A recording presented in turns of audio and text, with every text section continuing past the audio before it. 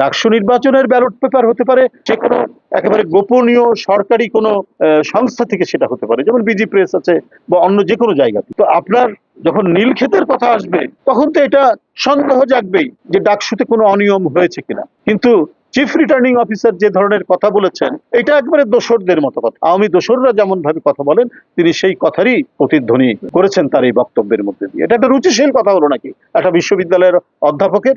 আপনার যদি সেটা না হয়, আপনার যদি এটাকে সত্য প্রতিপন্ন করেন যে না আমাদের কোনো অনিয়ম হয়নি বা আমরা সেখান থেকে করিনি বা করেছি অত্যন্ত গোপন, নীলক্ষেতে যখনই ব্যালট পেপার ছাপানোর কথা আসবে এখানে সন্দেহ থাকবেই। এটা হবে আজকে নানা অনিয়মের কথা নানা দিক থেকে আপনার চলে আসছে। তাহলে এটা কি কোনো অন্যায় কিছু হয়েছে? আর এটা তো একটা চাইতে বড় শিক্ষা প্রতিষ্ঠান। এটা তো আমি তো বললাম তো, এটা হোটেল মালিক সমিতির নির্বাচন নয় বা মোটর শ্রমিক ইউনিয়নের তো নির্বাচন নয়। সেখানেও তারা অনেক সাবধানতা অবলম্বন করে, অনেক গোপনীয়তা তারা অবলম্বন করে ব্যালট পেপার ছাপানো টাপানো সব।